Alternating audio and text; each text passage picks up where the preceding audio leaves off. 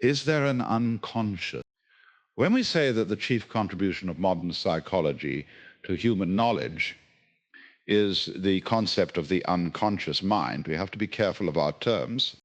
For the idea of the unconscious does not belong by any means to all modern psychology, and those schools to which it does belong have somewhat different views on the subject. The concept is associated principally with the names of Freud, Jung, and Adler, but there is no one name which covers their three schools. Freud's system is psychoanalysis, Jung's is analytical psychology, Adler's is individual psychology. There is no real reason, however, why they should not all be called psychoanalysis, because if, as is frequently done, we group them under the name modern psychology, we thereby group them with such important systems as Gestalt psychology, in which the concept of the unconscious plays no part. Popularly, it is believed that psychoanalysis teaches that man has an unconscious mind. This is not strictly true, for the unconscious is not to be understood as an entity or mental organism having definite location and identity. There is no actual division between the unconscious and the rest of the human organism, for it bears somewhat the same relation to the mind as the glands, liver, kidneys, etc. Bare to the body, they are integral parts of the body, but we are not ordinarily conscious of them. The only difference is that the unconscious has no specific boundaries. It consists rather of the condition of being unaware of certain desires, impulses, tendencies, reactions, and fantasies in our mental and emotional makeup. It has its physical parallel in the condition of being unaware of various bodily organs and processes. There appears, however, to be little or no mention of the unconscious in the world's religious, mystical, and occult philosophy. Indeed, to many students of these matters, the idea is distasteful, and Freud, the father of psychoanalysis, has never been forgiven for regarding religion as a neurosis. In fact, the majority of religious people, whether of orthodox or heterodox persuasion, regard psychoanalysis in all its forms as an upstart science whose avowed object is to debunk all the noble impulses of humanity by ascribing them to repressed sexuality. Much of the contempt in which psychoanalysis is held is well deserved, but this should not blind us to a certain amount of gold among the dross. The trouble with this new science is not so much psychoanalysis as psychoanalysts. We might mention the professor in charge of a certain well-known clinic who devotes his life to the study of ink blot tests. The patient is made to drop a blot of ink on a piece of paper and is suddenly asked what he thinks it looks like. Being rather puzzled and humorous, the patient usually grins and says something like, "Oh, it might be an elephant with warts," whereat the professor assumes a faraway expression and murmurs, "Very significant. Most interesting. An elephant? Yes. With warts? Exceedingly interesting. This case is not unusual, for the strange ways of psychoanalysts and psychiatrists would fill many volumes.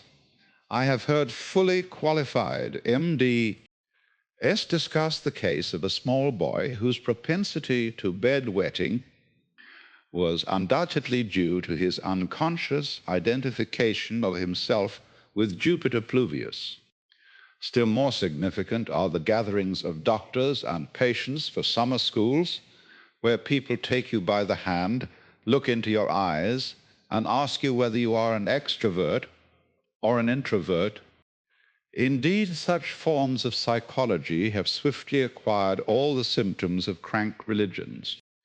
But just as there are half-wits and charlatans as well as true students in mysticism and occultism, psychology also has its heights and depths, both as to its ideas and its practitioners. There are too the same internal conflicts, the same bigotry, the same dogmatism, the same personal idolatry, but one could hardly expect otherwise. and the mutual contempt of religion and psychology is but the pot calling the kettle black. In spite of all, however, psychoanalysis has a definite and valuable contribution for students of religion in our time. I say in our time because psychoanalysis is essentially a modern remedy for a modern era. It exists for that period in human history for which the unconscious is a problem, and a problem it has been since man began to imagine that all his difficulties of soul and circumstance could be solved by the unaided power of human reason. The ancient paths of mysticism and occultism resolved the problem of the unconscious from the very beginning, even before it became a problem, for their first requirement was that man should know himself. Whereat he very quickly found that the huge brute forces of nature had their counterparts in his soul, that his being was not a simple unit, but a pantheon of gods and demons. In fact, all the deities of the ancient theologies were known to the initiated as the inhabitants not of Olympus, but of the human soul. They were not mere products of man's imagination any more than his heart, lungs, and stomach are products of his imagination. On the contrary, they were very real forces, belonging both to nature, the macrocosm, and man, the microcosm. Occultism was thus the art of living with one's gods and demons, and you had to know how to deal with them in yourself before you could deal with them in the universe. The ancients understood the laws which man must follow in order to live with them, how by love the gods would become your friends and the demons your servants. In every initiation rite, it was necessary to pass through that valley of the shadow where the neophyte comes face to face with the dweller on the threshold and all the most terrible powers of the psyche. But the rite could only be successful if he faced them with love, recognizing them as manifestations of the same divinity which was his own true self. By this love, he broke their spell and became a true initiate. But man became over-rational and forgot the gods and demons, relegating them to the realm of outworn superstitions.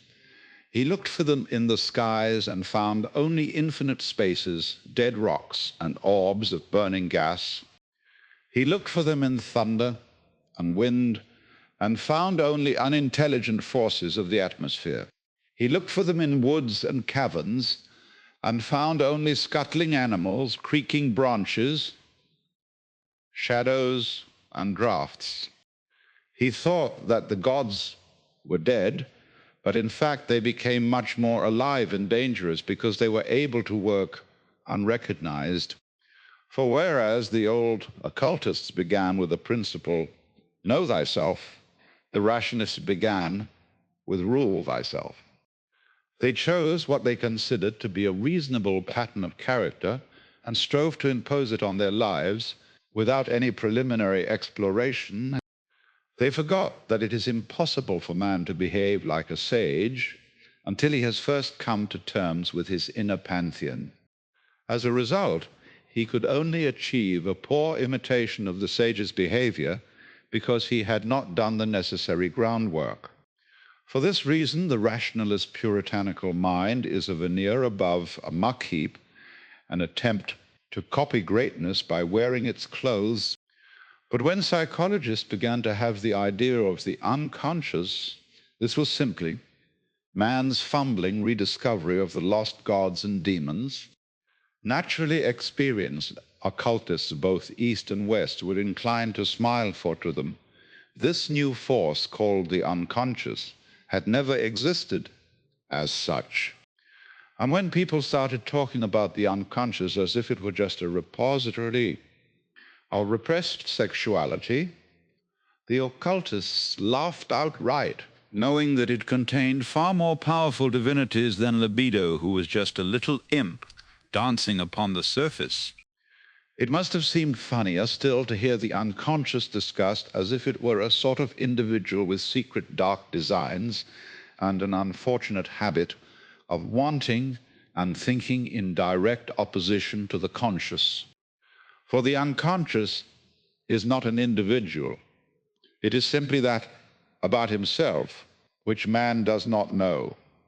As such, it is a purely relative term because some people know more about themselves than others. Symbolically, it may be represented as an individual, for in dreams, the unknown aspect of men presents itself as a woman, and vice versa with women. But actually, when it is said that the unconscious does this, or that it means that certain particular aspects of your internal universe are on the move without your conscious knowledge, the concept of the unconscious is nevertheless important to modern students of religion and occultism, in that it is a reminder of the forgotten gods and of the place where they are to be found. Too many would-be mystics and occultists try to follow the rationalist technique of imposing a discipline upon themselves without first understanding the nature of the thing to be disciplined. You have to come to terms with the gods before you can ignore them, and those who jump straight from ordinary ways of living into the complex disciplines of occultism are inviting trouble. For until those terms have been made, the gods rule us, although we have a way of persuading ourselves that their often unreasonable dictates are our own free and considered choice. Thus, imitation of the sage is often a device put up by the demons for our own destruction. For modern man simply does not realize that until he has been through the valley of the shadow, his life is not his own. Until he looks within himself, seeks out his hidden pantheon, and overcomes it by love, or what psychologists call acceptance, he remains its unwitting tool. In all the old philosophies, Yoga Buddhism, the Greek mysteries, the Egyptian mysteries, this exploring of the unknown self was the essential first step, and now the same thing is attempted by the psychoanalyst using a different technique and terminology. That there are failures and mistakes is only to be expected, for here are men trying to work out the divine science on their own with little recourse to the experience of the ages, though to this there are a few notable exceptions. And though students of religion may be offended when religion is ascribed to repressed sexuality, it must be remembered that in many cases this may actually be true, and that psychologists have had insufficient opportunities to study that comparatively rare phenomenon, the genuine mystic or occultist. For what would such a person want with psychoanalysis? The warning to the beginner, however, still stands for, unless you really know yourself, how can you say that your apparently noble aspirations are what they seem to be? Thoughts are often wolves in sheep's clothing. Then is the first step on the path a visit to a psychoanalyst. Unfortunately, the matter is not quite so easy. If you can find a competent analyst, perhaps, but the profession of analyst attracts many who need their own medicine more than any of their patients. The reason is that psychoanalysis has not yet had sufficient profundity of experience to judge its own results to institute a hierarchy of initiates who can be trusted to say who is and is not fit to take up the profession. There is another alternative, though. The professional analyst usually regards it with horror, that is, to analyze yourself. It needs care and a pair of feet planted firmly on the earth, but if due regard is paid to the rules, it can be done. You can follow the age-old techniques of meditation, and you will often be safer in your own hands than in those of an analyst. Of course it is risky, but in these days so many people expect a safe way to wisdom. The way to wisdom is, however, a great deal less safe than the way to making a fortune. It is perhaps the riskiest and most worthwhile thing in the world, But you should not start out on it unless you are prepared to break your neck